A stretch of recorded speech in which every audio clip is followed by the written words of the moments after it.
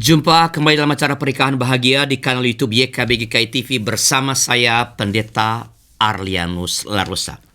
Acara Pernikahan Bahagia ini ditujukan kepada pasangan suami istri yang sudah merasakan kebahagiaan dalam hidup pernikahannya dan terus merindukan untuk memelihara kebahagiaan itu. Acara ini juga cocok untuk pasutri yang sudah atau yang sedang mendambakan kebahagiaan dalam hidup pernikahannya.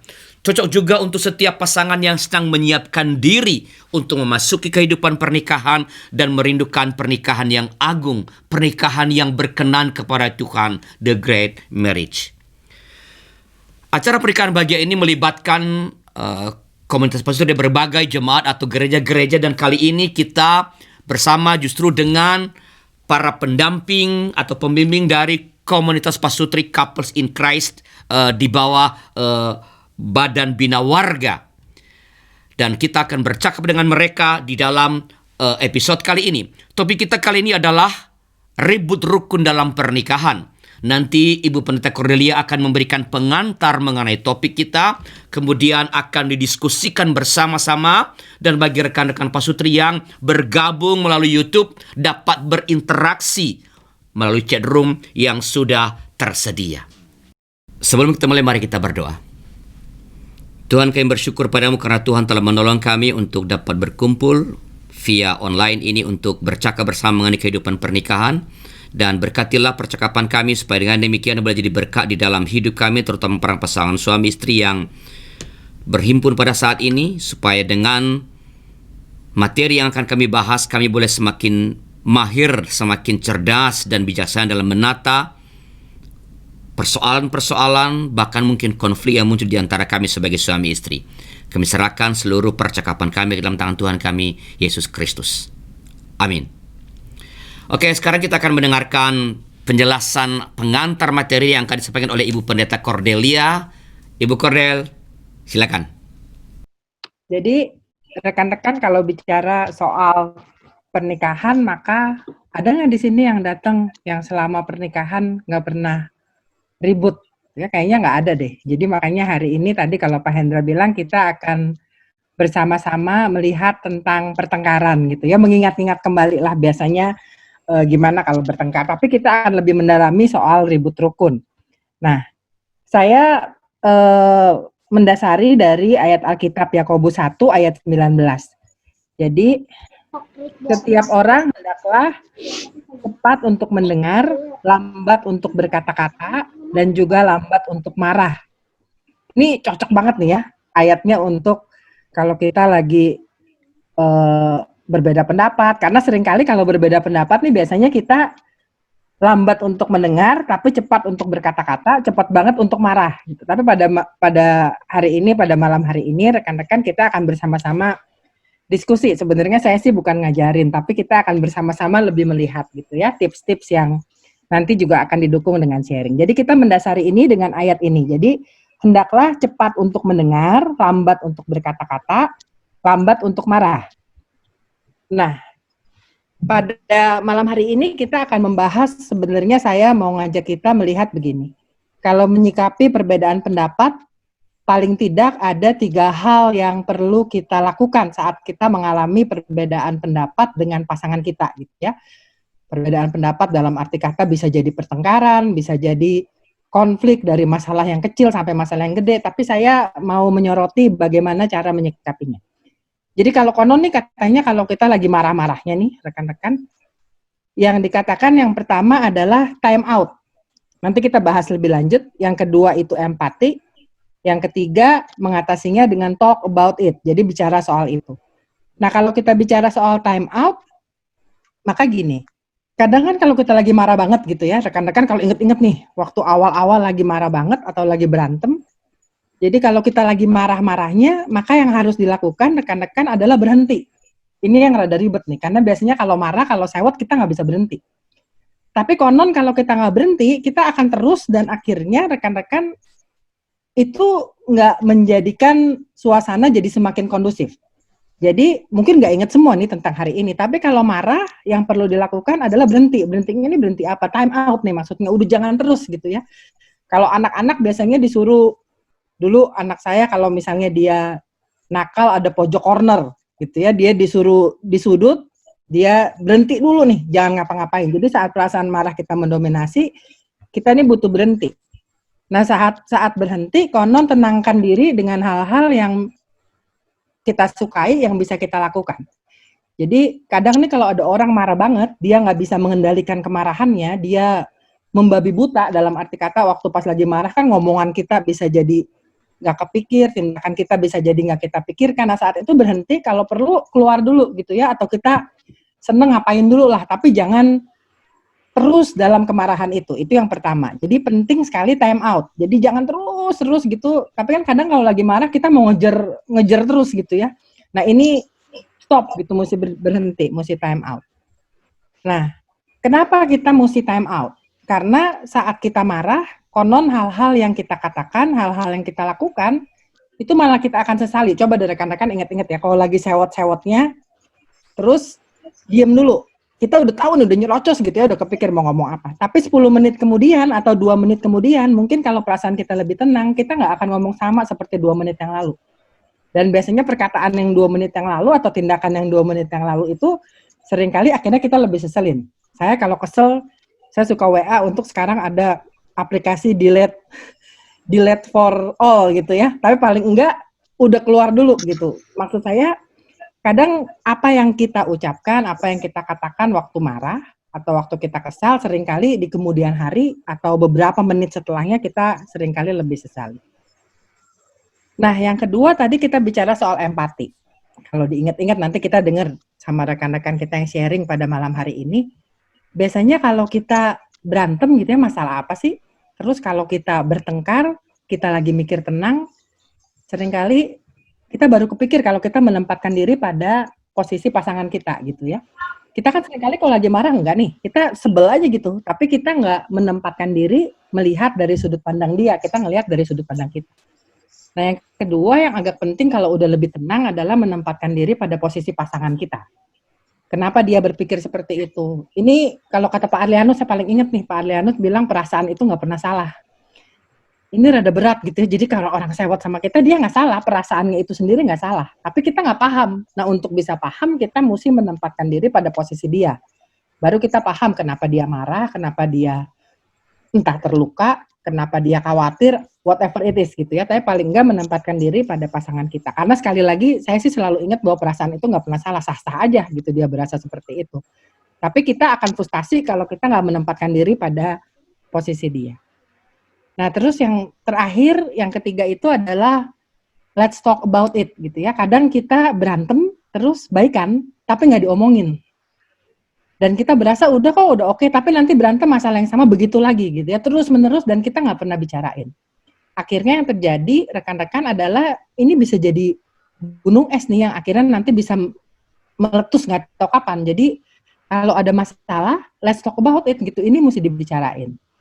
Itu aja dari saya Pak Hendra, jadi prinsipnya adalah nggak ada rumah tangga yang nggak ada keributan gitu ya, selalu kalau bahasanya bukunya Pak Andar, selamat ribut rukun, ini memasuki hidup pernikahan. Dan itu menurut saya sehat-sehat aja. Tapi bagaimana memanage pertengkaran itu, supaya memang ini menjadi sesuatu yang paling tidak membuat kita semakin mengenal pasangan kita, dan itu sesuatu yang wajar sejauh kita memanagenya dengan baik. Kita telah mendengarkan pengantar topik kita, ribut rukun dalam pernikahan dari Pendeta Cordelia. Dan kita akan melanjutkan percakapan kita dengan diskusi tentang topik ini. Sementara kan Pak Sutri yang bergabung di YouTube menyiapkan pertanyaan atau opini atau sharing, kita akan dengarkan dahulu pesan-pesan berikut ini.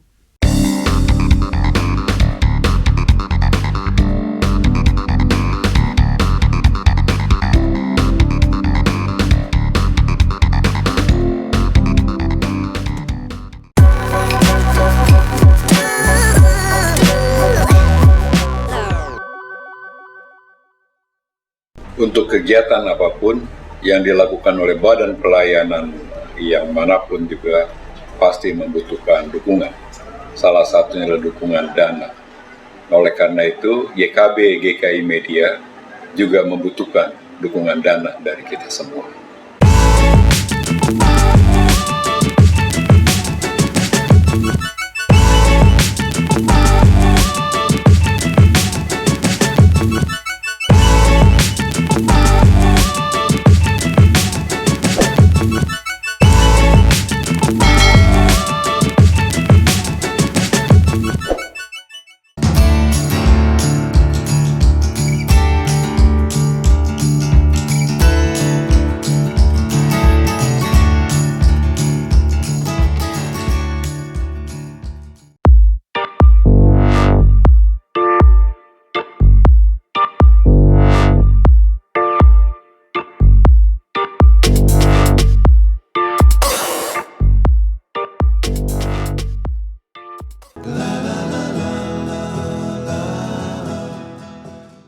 Terima kasih masih bersama dengan kami dalam acara Pernikahan Bahagia di kanal YouTube YKB GKI TV.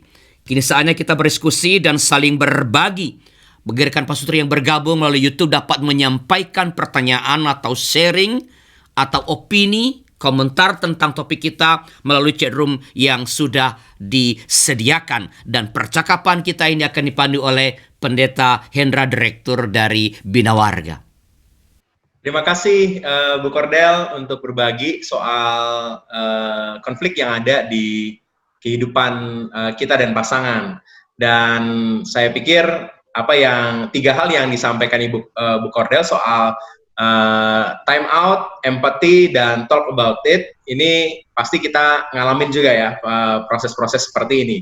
Nah, saya mau mengajak kita untuk memperdalam dengan diskusi bersama, berbagi pengalaman pernikahan kita. Nah, saya mau mengundang dulu nih John dan Ika ya. Boleh cerita nggak ya? Sudah berapa tahun nih pernikahannya? 3 tahun. 3 tahun ya. Oke, kalau kita melihat 3 proses yang tadi Bu Cordel sampaikan ya, time out, empathy, dan talk about it, mana yang lebih seringkali diambil ya? Apakah 3-tiganya selalu diambil atau salah satu, atau mungkin ada cara yang lain begitu dalam kehidupan konflik yang teman-teman alamin? Tidak selalu diambil, tapi hampir sebagian kita 3-tiganya iya, tapi kadang gak semuanya kita ambil. Kalau yang terakhir biasanya enggak, dibicarain kadang enggak. Jadi ya udahlah biar cepet kelar, ya udahlah gitu, besoknya ya udah gitu baikan lagi, tapi nggak diomongin gitu. Nggak didiskusikan lebih dalam ya John ya? Tergantung kasus sih. Oh gitu. Ya. Kadang misalnya kalau ada misalnya kesalahan pada ngurus anak gitu. Kalau lagi capek kan kadang kebawa emosi.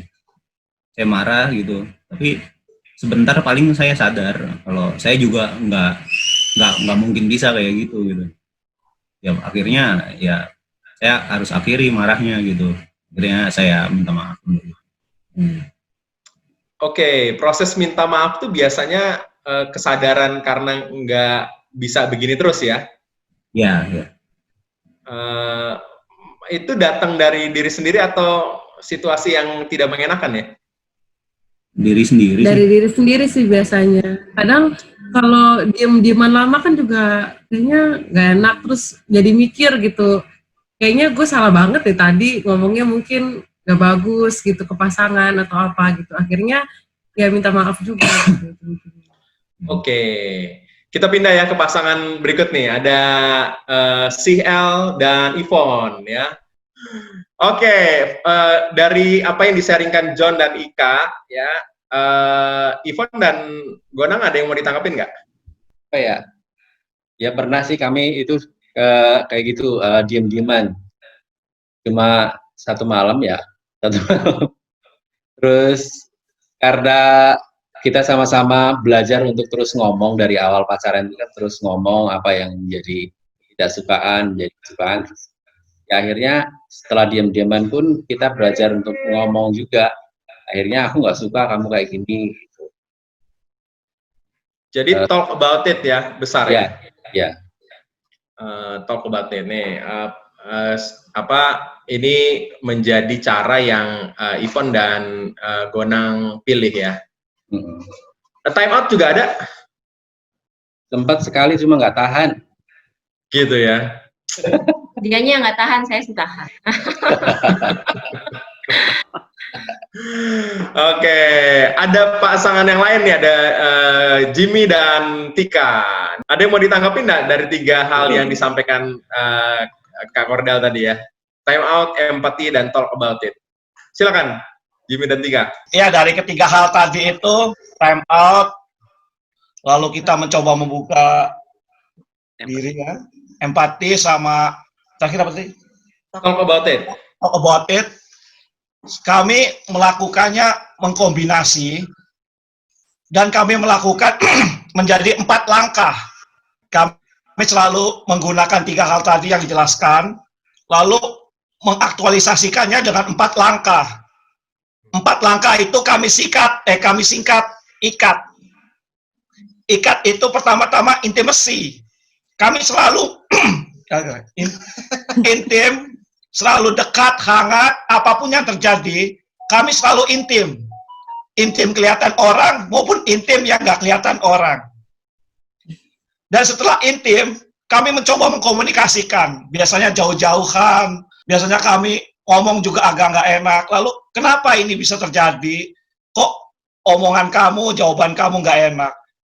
Lalu kami coba untuk memahami dan akhirnya antisipasi langkah yang ketiga. Setelah kami mengantisipasi, oh ya saya salah. Oke, saya akui, saya mau berubah. Oh, kamu ternyata salah pemahamannya. Dan setelah sampai antisipasi, langkah yang keempat adalah trust.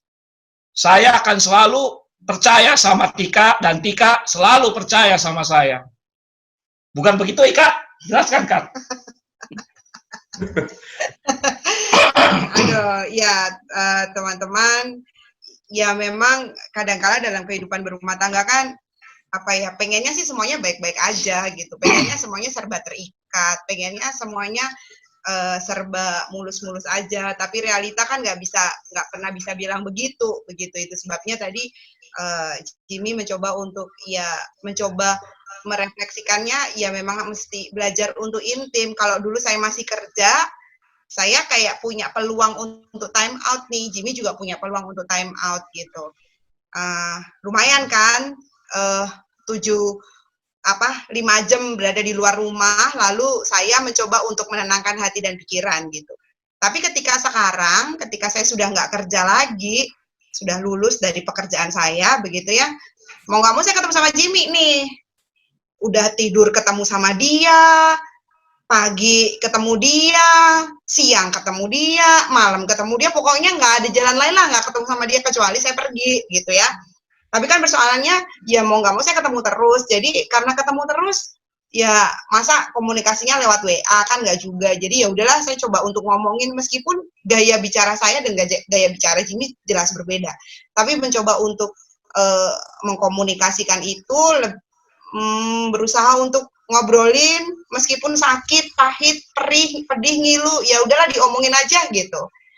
Dan yang kemudian ya udahlah, itu menjadi cara kami untuk mengantisipasi terjadi keributan-keributan lain yang kadang nggak bisa terantisipasi juga gitu, tetap aja ribut. Tapi ya saya percayalah ini sebuah proses, karena kalau Kak Cordel selalu bilang ya nggak ada yang sempurna kok dalam pernikahan gitu. Nah itu sih paling nggak gitu. Oke, jadi ini ada cara yang ditemukan yang menurut Jimmy dan Tika sebagai cara yang paling pas ya, bahwa ada ikat tadi, intim, komunikasi, antisipasi, trust. Nah, saya dari 3 pasangan ini jadi melihat bahwa kita punya cara masing-masing ya untuk menemukan bagaimana mengatasi konflik yang ada nih. Sebelum nanti Kak Edwin dan Kak Pungki akan berbagi, saya mau dengar dulu nih dari Pak Arlianus ya. Ada tanggapan nggak Pak Arlianus dari pengalaman kita nih, teman-teman nih? Menarik ya, apa tadi ikat dan sebagainya. Jadi kalau saya mendengarkan tadi Jimmy ya atau John dan Ika, mungkin ya saya menduga mungkin itu sebenarnya belum dapat dikategorikan sebagai konflik. Sehingga proses penanganannya pun terlihat sebenarnya lebih simpel, lebih gampang, ya. Jadi kalau tidak sampai tiba pada konflik, enak tuh kayak gitu. Ya, ada perbedaan pendapat, ada mungkin perasaan yang tidak menyenangkan tapi tidak sampai kepada konflik. Karena konflik itu gini. Apa sih konflik? Apakah kalau saya misalnya berdebat salah paham dengan istri saya itu udah konflik? Belum. Ya, konflik adalah percekcokan atau perselisihan, pertentangan antara 2 atau lebih kekuatan. Ya. atau pertentangan dua atau lebih gagasan atau keinginan tertentu, sehingga ini kuncinya mempengaruhi tingkah laku. Kalau ada perbedaan gagasan, pertentangan gagasan bahkan, ya perbedaan keinginan, saya mau begini, dia mau begitu, tetapi perbedaan-perbedaan itu atau pertentangan itu belum mempengaruhi sikap saya kepada pasangan, dalam pemahaman saya itu belum tergolong konflik. Bertengkar biasa ya Pak? Jadi Ya, beda bertengkar kalau biasa. konflik. Itu bagian yang justru yang memang bagus juga, kan perbedaan itu memperkaya, sehingga bisa menemukan jalan ketiga, menemukan kesepakatan-kesepakatan. Sekali lagi itu belum masuk dalam, menurut saya, dalam kategori konflik. Kalau sikap Ivon kepada Gonang udah berbeda, cara Ivon memperlakukan Gonang udah berbeda karena perbedaan gagasan atau keinginan tadi, baru itu namanya konflik. Jadi kalau kita udah lalu satu ke kamar, satu ke dengerin musik, lalu kemudian tadi kan pendeta mengatakan time out, ya, dia mendengarkan musik atau dia bahkan ada sebenarnya kalau menyalurkan, kalau betul-betul kemarahan itu misalnya sambil melap kaca yang udah bersih dilap terus, itu untuk mengeluarkan emosi. Kalau hanya sampai di situ, itu belum konflik, karena saya sedang berusaha untuk mengendalikan secara internal ketidaksetujuan saya terhadap pasangan saya. Tapi kalau tidak berhasil dan lalu sikap saya terhadapnya, saya nggak mau tidur sekamar dengan dia malam ini tanpa kesepakatan. Boleh jadi juga, oke, malam ini saya tidur di kamar anak-anak ya, oke, karena saya masih belum tenang. Itu belum termasuk. Tapi kalau saya tidur di kamar lain tanpa menjelaskan, tanpa kesepakatan kami sebagai suami istri, menurut saya itu baru dikategorikan sebagai konflik. Jadi yang tadi, sekali lagi menurut saya, yang Gonang dan Ivon ya, dan John Ika, itu ya pertengkaran biasa lah. Waduh, jadi ini lebih konflik berarti sesuatu yang jauh lebih dalam ya Pak Arlianus ya? Iya, mempengaruhi sikap. Cara saya memandang dia, memperlakukan dia udah berbeda. Nggak ada respect. Ya. Omongan saya udah nyerang begitu. Merendahkan. Kan udah berubah sikap kan, dari menghormati sebagai istri, sekarang saya merendahkannya. Jadi udah mempengaruhi, itu baru namanya konflik. Nah, kalau udah sampai di situ, nah diperlukan berbagai macam, tentu saja tahapan-tahapan. Bisa tadi, tentu ada dua kita udah punya sekarang kan, yang tadi, yang dari Pendeta Cordelia, ya, time out, empathy, ya, talk about it, atau ikatnya Jimmy dan Tika begitu. Sementara begitu dulu deh. Terima kasih Pak Al ya. Jadi kita dapat nih sesuatu yang jauh lebih dalam sampai mempengaruhi sikap kita. Mungkin juga cara pandang kita terhadap pasangan kita ya Pak ya. Yap. Berubah sehingga itu yang bisa dikatakan konflik jauh lebih dalam daripada sekedar pertengkaran biasa. Kak Edwin dan Kak Pungki mau berbagi nggak soal pengalaman apa yang disampaikan oleh Pak Arlianus nih? Ini udah 17 tahun ya? 18. Belum, 18 tahun. 18 3 bulan. 18 itu. Baru. Ya, saya rasa kalau rumah tangga pasangan suami istri selalu harmonis juga, saya rasa itu cuma ada di sinetron ya. Dan kalau ribut terus selama usia pernikahan juga adanya di sinetron. Ya. Tadi Pendeta Cordelia sudah menyampaikan, yang mengutip dari bukunya Pendeta Antar Ismail. Saya ingat Pendeta Antar Ismail selalu mengatakan ribut itu bumbunya rumah tangga. Ya. Selama 18 tahun, puji Tuhan kalau dikatakan ribut sering gitu. Tapi juga akur juga sering. Ya. Mungkin awal-awal pernikahan seperti Pak Gonang, Ivon gitu ya, masih bulan madu lah ibaratnya seperti itu. kami merasakan sekitar 6-7 tahun pernikahan, ya. Nah, itu udah mulai tuh muncul, ya. Kalau dibilang konflik, ya mungkin hampir kali ya. Tapi biasanya kalau saya ciri khasnya, istri sudah tahu. Kalau saya nggak suka, saya diem. Saya orangnya diem, cemberut, seperti itu. Ya, jadi kalau saya udah cemberut, istri udah nangkep nih, lama-lama udah nangkep. Oh, ada hal yang nggak beres, ada hal yang nggak disuka, gitu ya. Dan biasanya dia nanya. Dan sekarang kalau kita mau ribut, ya, malu sama anak. Ya. Biasanya anak yang suka ingetin, udah ngapain sih gitu, ya. Jadi anak yang biasanya jadi wasit, jadi penengah. Ya, jadi sekarang mau ribut pun, ribut mulut misalkan, ya malu sama anak sudah pada besar-besar. Nah, hal-hal yang sering kali kita lakukan, kadang kita masak bersama. Jadi, saya senang masak, istri juga senang masak, ya udah kita sama-sama ngerjain di dapur, ya. Tapi biasanya juga dapur berantakan, kita juga akhirnya kesal juga gitu berdua gitu ya. Ini siapa yang harus beresin seperti itu? Karena kita memang nggak pakai asisten rumah tangga, ya.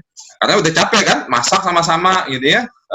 Dapur berantakan, akhirnya udah tuding-tudingan dia tuh siapa yang ngerjain gitu ya, yang beresin.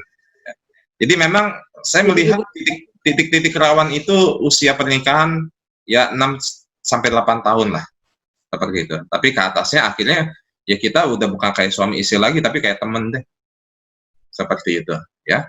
Udah kayak sahabat lah, sudah ngerti. Pokoknya kalau udah saya cemberut, saya diem, istri saya udah tahu saya lagi marah, seperti itu ya. Dan kalau lagi bikin khotbah saya selalu ngomong, jangan diganggu, seperti itu. Ya saya rasa gitu ya. Mungkin sebelah saya. Idem aja deh. Nggak bisa, nggak boleh idem. Untung saya duluan. Ya gitulah. Jadi saking lamanya kita tidur bareng, satu kamar bareng, jadi tahu ya. Dia sukanya apa, dia nggak sukanya apa. Jadi kita tahu. Anak-anak pun tahu.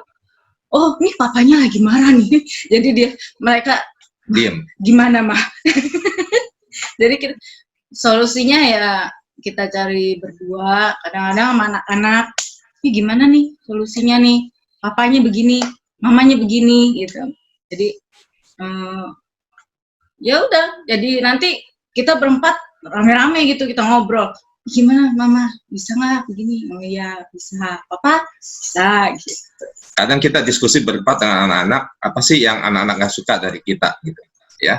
Nah, itu biasa anak-anak suka ngomong, papa itu kalau udah marah nakutin katanya. Nah, dari situ saya mulai mencoba meredam seperti itu ya. Belajar lebih sabar, karena malu juga. Tadi saya katakan anak-anak udah gede, malu lah gitu ya. Ya bersyukur anak-anak sudah besar, jadi kita seringkali berdiskusi berempat. Seperti itu, Pak Hendra. Terima kasih. Mereka sih yang jadi jurinya. Mereka jadi wasit. Jadi pengaman juga ya untuk memulihkan. Thank you Kak Edwin, Kak Pungki ya. Waduh, kayaknya ini pasangan-pasangan yang harmonis nih, nggak ada konfliknya Pak Arlianus kalau merujuk pada definisinya Bapak. Syukur dong, bagus dong.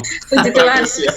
Padahal Sebelum nanti saya dan Vika akan berbagi pengalaman kami dalam berkonflik. Mungkin Pendeta Darwin, Pendeta Budiman mau berbagi, silakan. Ya, makasih Pak Hendra. Saya belum lama konflik nih, teman-teman. Jadi konfliknya ini yang kedua yang memenuhi kriteria konflik seperti yang Pak Arlianus sampaikan.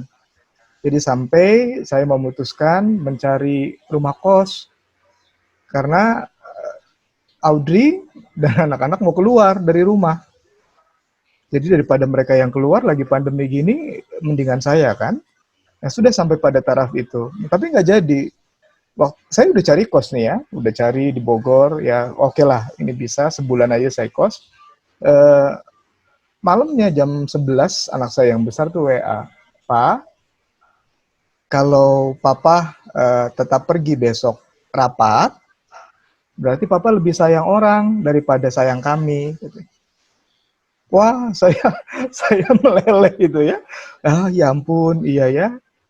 Nah, ceritanya singkatnya begini. Jadi saya dipercaya sebagai koordinator panitia Festival Merah Putih di Bogor. Nah, rapatnya itu banyak onsite. Ya, saya tetap saja rapat ya tanpa sadar bahwa istri saya sebetulnya punya ekspektasi dan dia takut karena punya asma. Ya, kamunya fine gitu, tapi kamu nggak ingat saya dan seterusnya.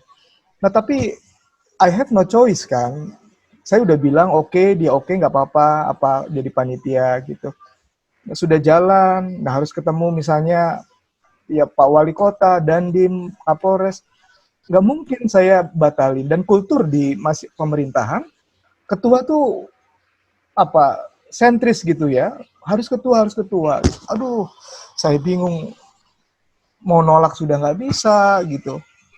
Tapi jalan terus ini, masa yang ngorbanin semua. Nah, pada titik ini yang saya mau bilang begini, kadang-kadang diam seperti yang Bu Korde bilang itu bisa. Diam karena terpaksa, kita nggak ngomong, ya sudah oke, sama-sama marah nih ya. Tetapi memahami orang lain, mengerti atau berempati dengan orang lain, itu nggak selalu muncul. Nah, ketika saya dengan istri digituin, saya juga pikir, loh, saya nggak salah kok. Kamu tahu, saya juga sebetulnya malas. Kalau mau milih mah nggak mau, tapi udah jalan nih gitu. Kok kamu nggak ngerti? Anak yang ingetin, oh iya. Kalau papa masih tetap rapat besok, papa lebih sayang mereka daripada kami. Ya ampun, ya nggak begitu sih dalam hati ya. Terus saya bilang, ya saya nggak ngomong apa-apa, ya saya nggak rapat. Nah di situ titik kemudian pasangan kita mengerti bahwa pasangannya juga mengerti dia. Pasangannya juga memahami dia. Cuma pasangannya juga susah nih, nggak punya pilihan lain. Nah, ketika sayanya mengerti dia juga coba mengerti saya, mundur dulu 2 langkah, nggak rapat 2 hari, setelahnya 10 hari rapat fine-fine aja. Nggak, poin saya begini.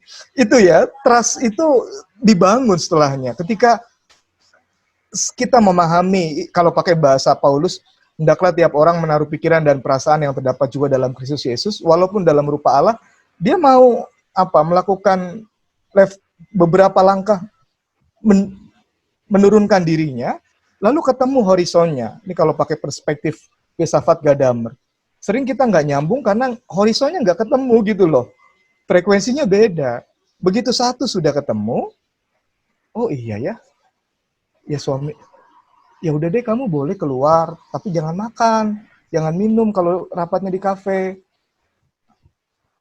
Oh iya, ya sudah kan akhirnya boleh. Akhirnya jalan. Nah, si Kordel tahu persis saya curhat, saya stres, ya kondisi yang tidak mudah ini. Tapi poin saya adalah, maaf kalau agak panjang, memahami perspektif pasangan, berempati terhadap pasangan ini yang nggak selalu mudah.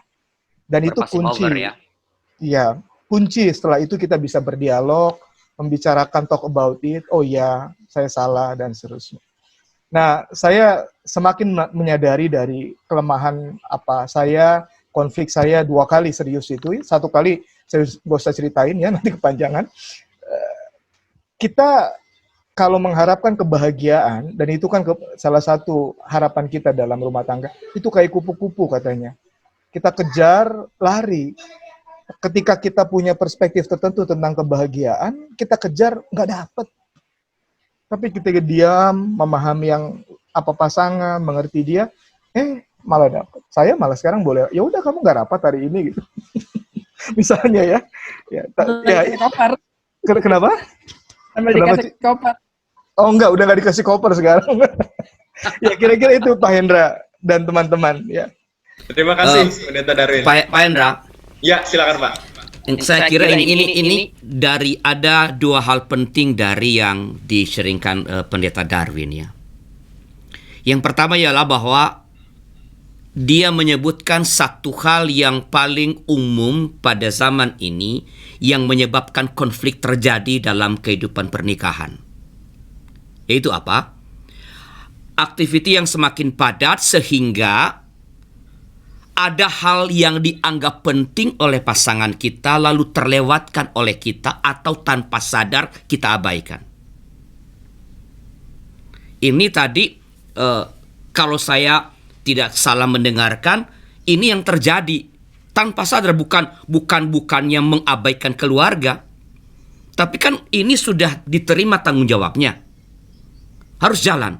Jadi kegiatan memang, jadi kita betul-betul mesti mewaspadai kegiatan-kegiatan kita, ya, terutama orang-orang sibuk seperti Pendeta Darwin ini, ya.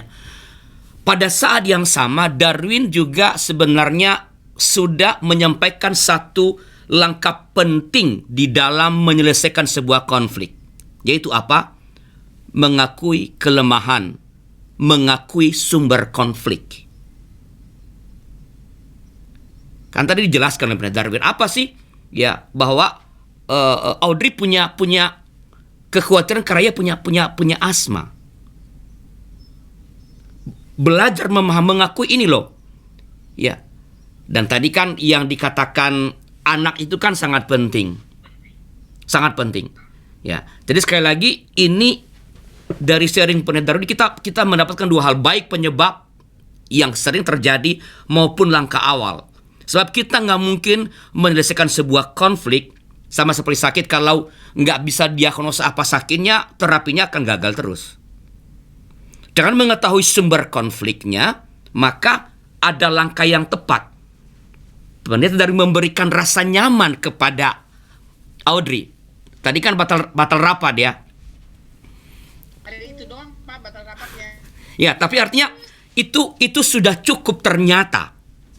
Sudah cukup memberikan rasa nyaman dan hasilnya kesaling pengertian yang sebenarnya udah bertahun-tahun dijalin juga kan, bukan baru kali ini Darwin kan mengalaminya kayak gini-gini, tapi kali ini menjadi konflik gitu, itu termengerti.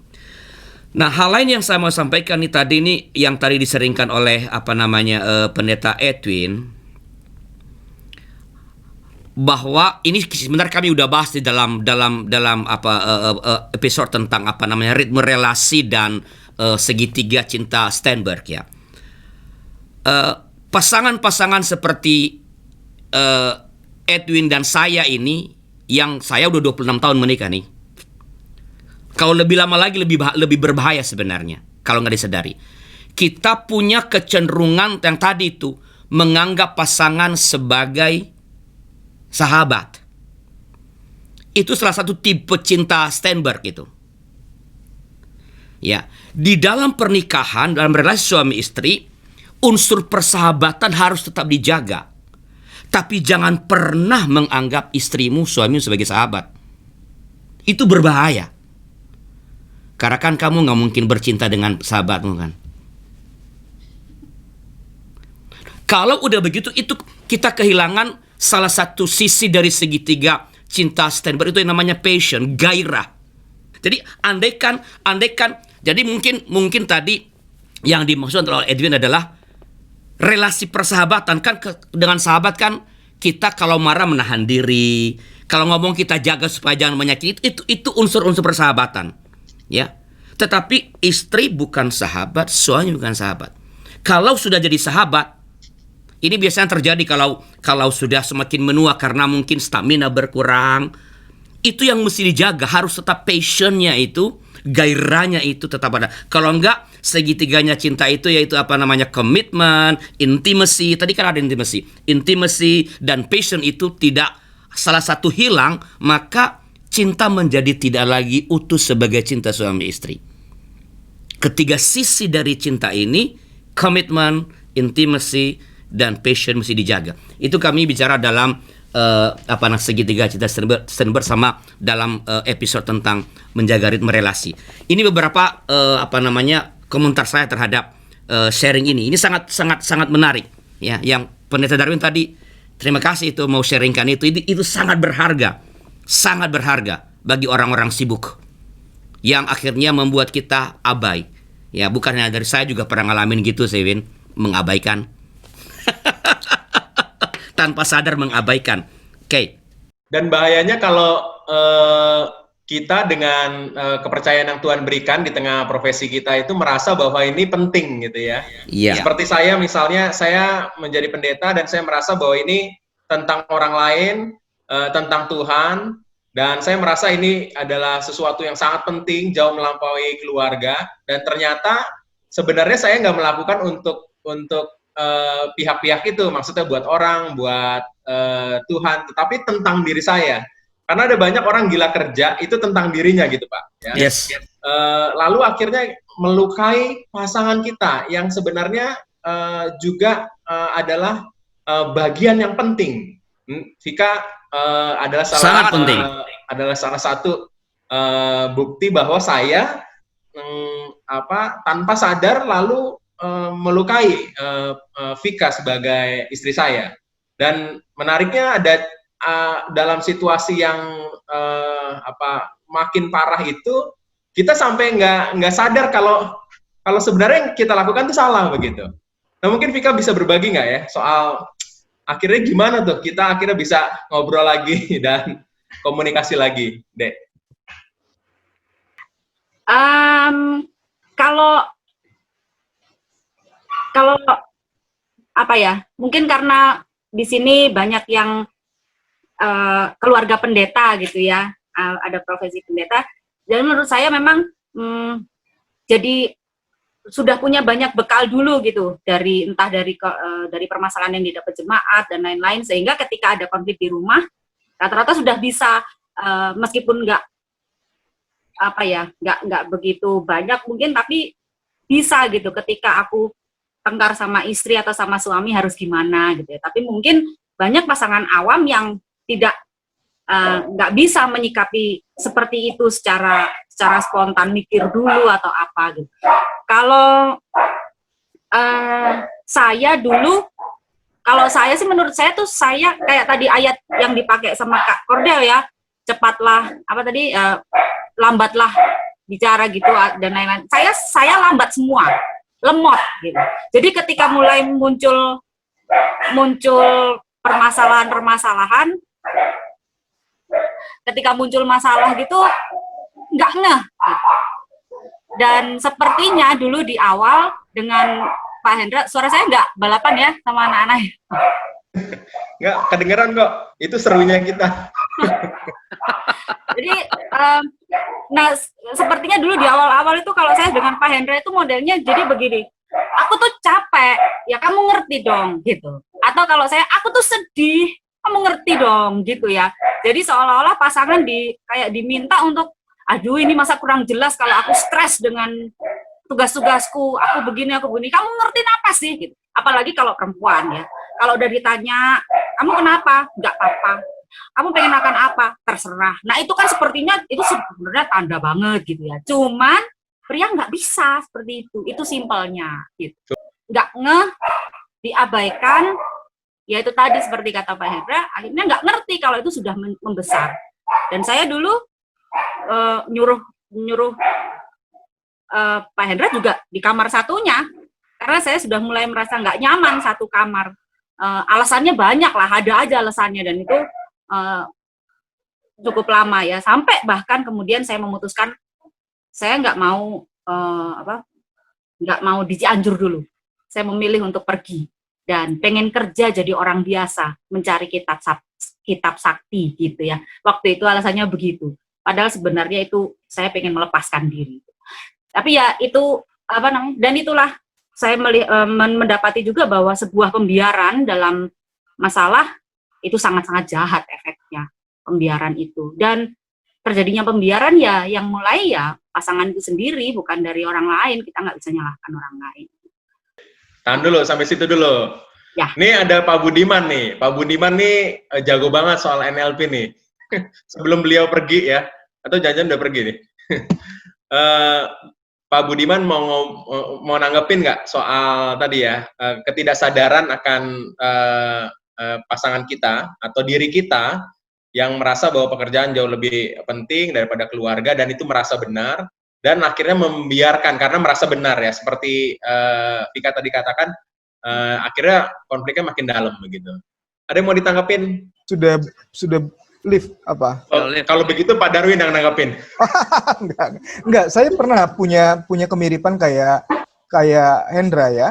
Nah, ini yang tadi yang pertama saya bilang, ini kan yang kedua tuh yang kemarin ya. Tapi yang kedua kemarin bukan karena Audrey melarang saya pelayanan, enggak. Karena dia worry saja ini COVID kok suaminya rapat di ruangan, makan minum gitu. Yang pertama, itu pernah loh begini kejadiannya ya. Kami tuh udah janjian mau liburan, udah beli tiket, itu bisa batal liburan gara-gara saya bilang ada pelayanan. Nah, dan jeleknya ya saya nggak aware waktu itu karena saya pikir ini saya melayani Tuhan orang lain gitu kan. Akhirnya tanpa bicara apapun dia pergi. Waduh, saya kayak kalau dapat durian runtuh kan enak ya duriannya dimakan. Ini kayak langit runtuh gitu, fondasi hidup saya runtuh. Semua kayaknya nggak ada artinya. Malu iya, bingung iya, takut iya. Aduh ini gimana nih? Saya ngomong ke orang lain, istri saya sendiri kabur gitu. Saya langsung WA Mami itu, Mami, Audrey, wah kaget juga ya. Aduh saya bener-bener hancur. Ya, nah dalam pengalaman seperti itu saya sadar sebetulnya benar nggak sih saya lagi melayani Tuhan dan orang lain? Kan ada tuh ayatnya di 1 Yohanes 4 tuh ya. Kalau kamu bilang melayani Tuhan yang kelihatan tapi manusia yang kelihatan aja kamu nggak sayang, omong kosong. Sama, omong kosong saya mengasihi lintas iman, berbuat buat bangsa dan negara. Kalau istri saya sendiri nggak dapat kasih sayang dalam artian sesungguhnya. Nah, tetapi jujur, kenapa saya kemudian mulai menata lagi? Awalnya karena saya jaim nih gila gue pendeta, istri gue kabur, apa kata dunia gitu kan? Khotbah nanti gimana? Awalnya jaim. Tetapi yang tadi saya katakan, kebahagiaan itu justru saya dapatkan ketika saya nggak cari-cari apa-apa aneh-aneh gitu. Tuhan sudah kasih istri, anak, dan itu teman pewaris kasih karunia kalau pakai bahasa Alkitab ya. Yang dengannya kamu sudah bisa mendapatkan kasih karunia Tuhan, yang lain-lain ini kan kamu lakukan bersama mereka, kira-kira begitu. Ya, tapi saya mau bilang, saya pernah juga ya punya kegagalan dan yaitu sangat merusak ya untuk ya termasuk dia curhat di Facebook macam-macam, saya ngerasa kok istri gua kesepian gitu. Tapi gua ngerasa bisa berperan buat orang lain, itu kan omong kosong sebetulnya ya. Nah, ya jadi bukan cuma Vika dan Hendra yang alami, saya juga pernah ya, dan nggak mudah untuk menyadari bahwa pasangan kita harus dimengerti, kita harus berempati, itu yang tadi si Corday bilang ya. Mereka punya beban, punya ekspektasi sebagai pasangan pendeta dan lain-lain ya. Kira-kira gitu Pak Hendra dan teman-teman. Thank you Pak Darwin. Ada yang mau nanggapin lagi teman-teman? Ya Pak Hendra, silakan. Saya pikir pasangan yang pendeta yang pasangan yang dari teologi bisa memahami gitu ya, tapi ternyata saya belajar nih gitu. Enggak juga kan, enggak selamanya kita punya pasangan dari teologi itu bisa mendukung juga ya. Ternyata kan enggak juga. Tapi juga terkadang ya itulah.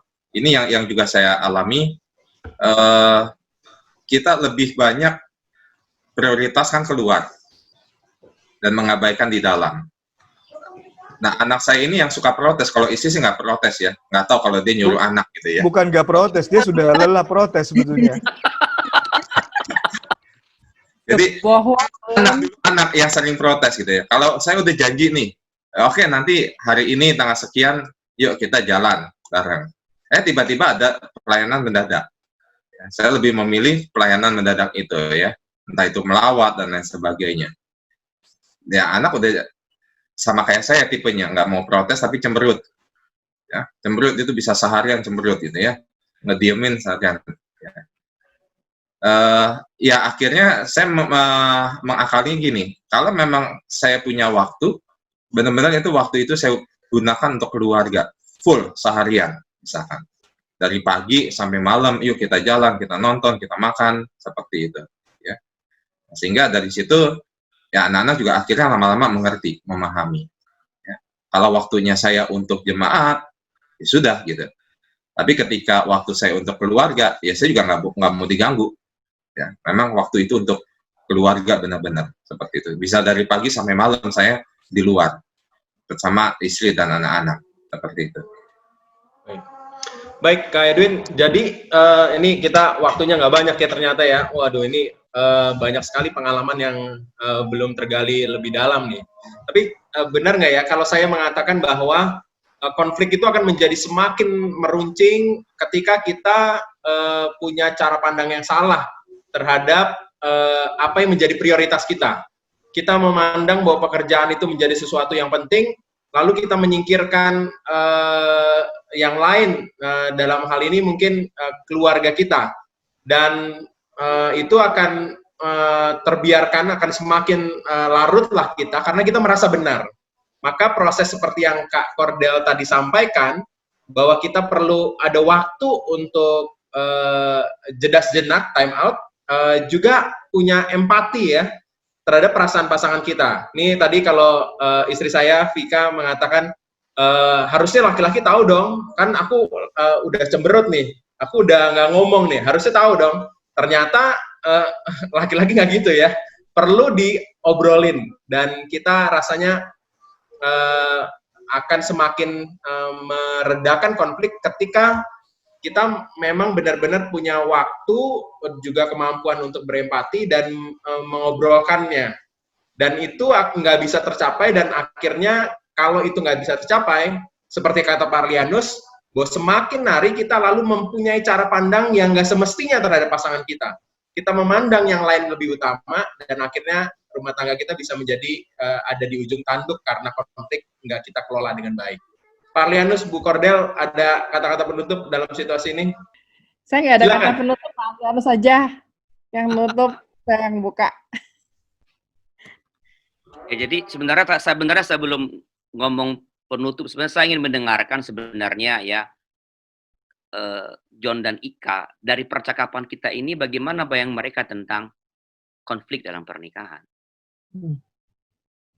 Oh iya nih, John sama Ika yang bukan pendeta nih, yang lainnya pendeta semua di sini, waduh.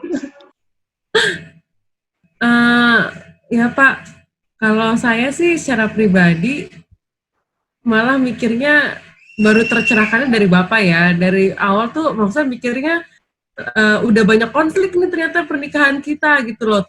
Mikirnya 3 tahun kok udah banyak konflik aja sih gitu loh.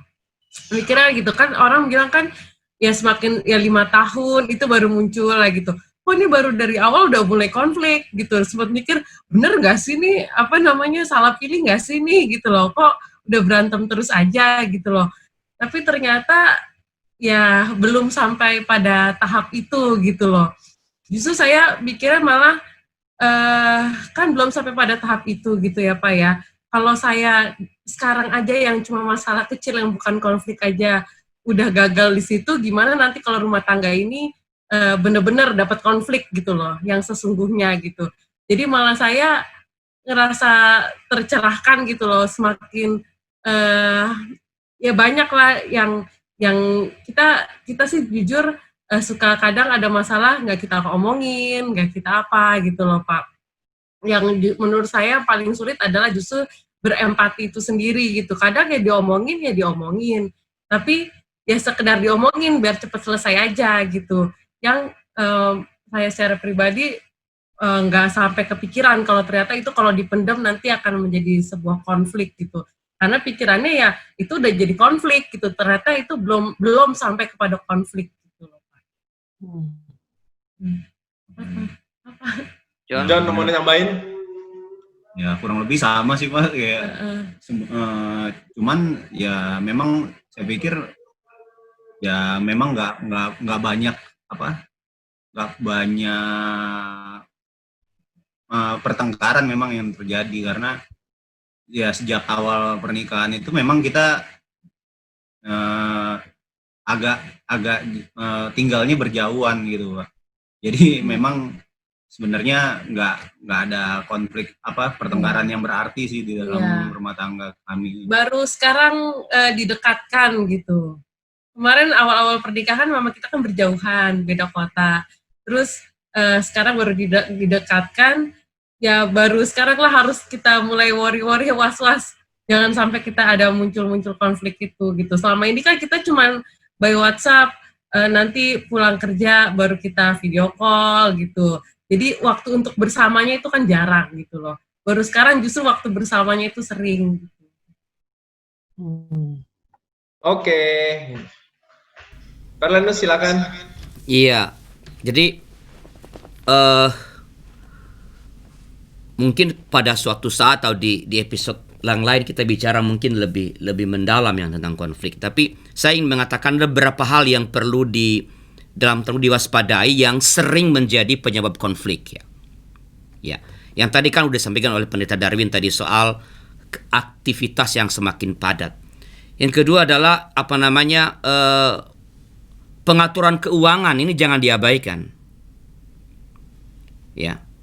Pengaturan keuangan itu sering menjadi sumber konflik. Artinya bukan hanya pengaturan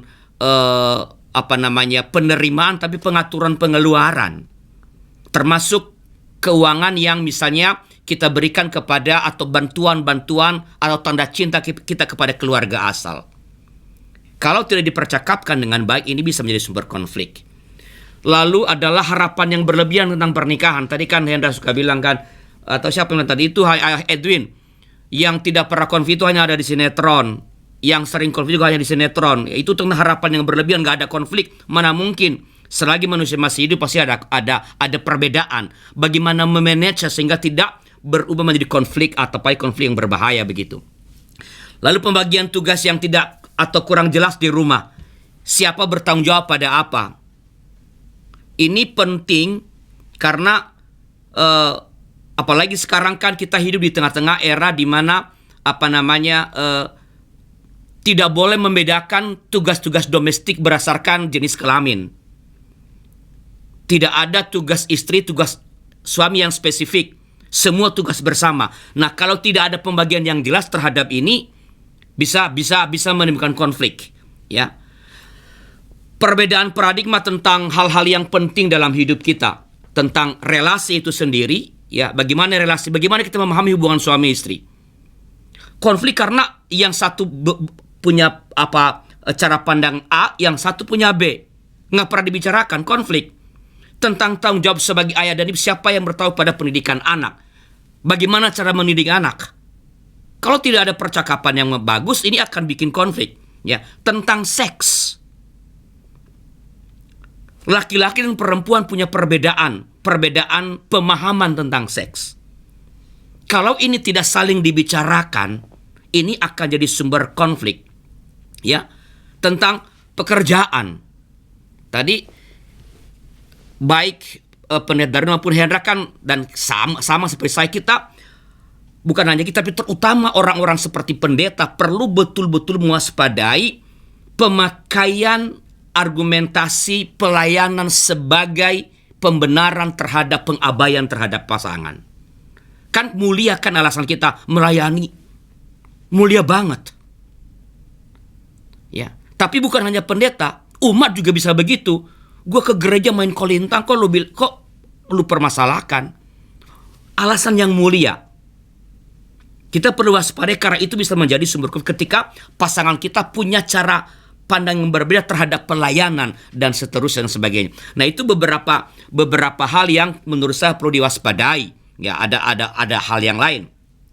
Nah, karena itu untuk mengatasinya kita perlu pertama tadi mengakui konflik, ya, penanganan langsung pada dampak. Kalau istrimu merasa dikecewakan dan ia mengurung diri di kamar, kan udah ada dampaknya tuh. Tangani dulu urusan siapa, bagaimana persoalannya itu urusan belakang, tapi tangani dulu dampaknya. Dampak konflik itu. Karena kalau dampak belum ditangani, mau ngomongin sumber masalah yang fundamental nggak akan bisa. Jadi tangani segera dampak. Kalau bicara kitab suci kan ketika terjadi konflik di jemaat perdana mengenai pelayan pada orang janda-janda miskin. Ingat peristiwa itu di Kisah 6. Para rasul segera menangani dampak, layani orang-orang miskin, pilih orang-orang yang melayani mereka. Jadi dampaknya segera dihandle supaya jangan menyebar kemana-mana. Ya.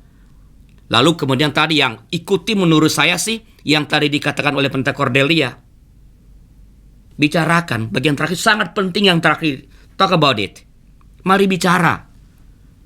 Ya, perasaanmu mari mendialogkan, bukan membicarakan argumen. Saya merasa kecewa.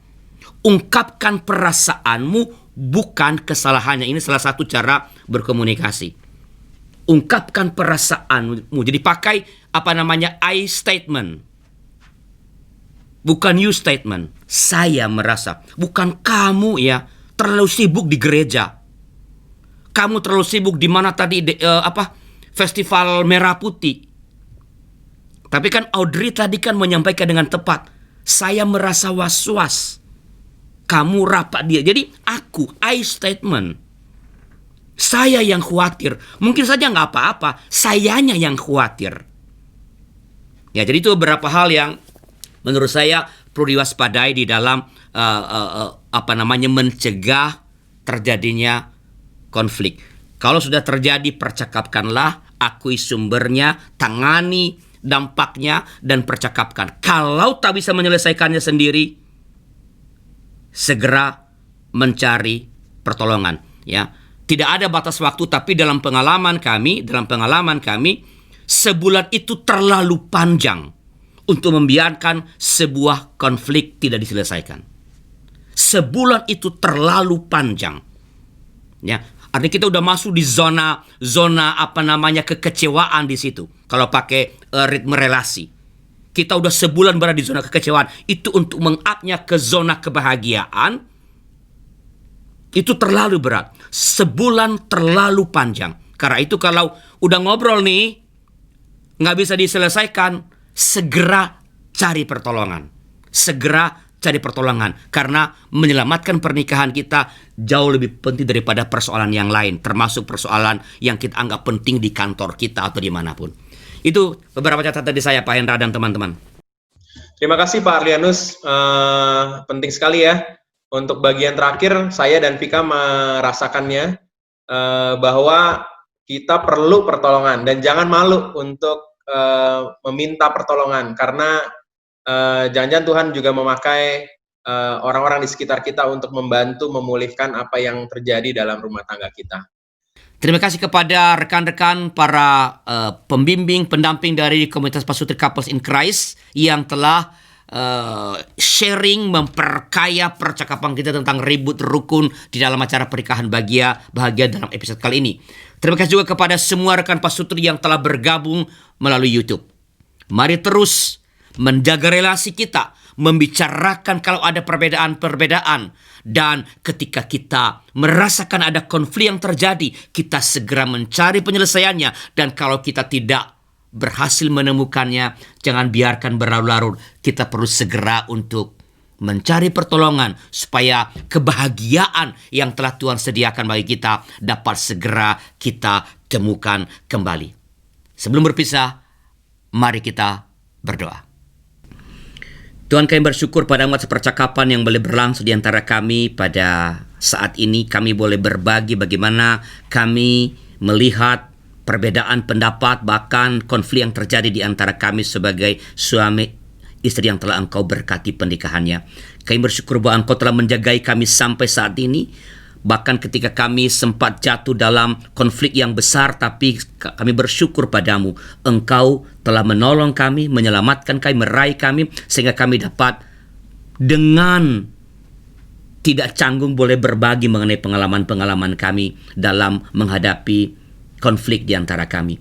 Tuhan, kami sadar ada banyak di luar sana pasangan-pasangan suami istri yang mengalami konflik, yang butuh pertolongan, namun mereka tidak tahu mesti kemana, atau mereka merasa malu untuk meminta pertolongan. Bapa di sorga, Engkau jamah mereka, Engkau tolong mereka supaya mereka punya keberanian untuk mencari pertolongan, dan andaikan kami mengetahuinya, berikan kami kesediaan, keberanian, dan kearifan untuk boleh menawarkan diri kami menjadi teman seperjalanan, teman berziarah untuk menemukan kebahagiaan yang kami sadari Tuhan sebenarnya selalu sediakan bagi kami. Terima kasih percakapan kami pada episode kali ini. Terima kasih Pendeta Cornelia telah menyiapkan penjelasan pengantar pada diskusi kami dan pada diskusi yang boleh berlangsung. Dan biarlah Tuhan yang terus menjagai pernikahan kami supaya sekali kebahagiaan yang telah Engkau sediakan dapat kami alami terus-menerus dalam hidup kami. Demi Kristus Yesus Tuhan kami. Amin. Tiba kita pada ujung acara ini. Salam bahagia dari saya untuk semua saudara, rekan Pasutri, dan sampai jumpa pada hari Kamis depan dalam acara yang sama, Pernikahan Bahagia, mulai pukul 20.00. Tuhan memberkati pernikahan kita.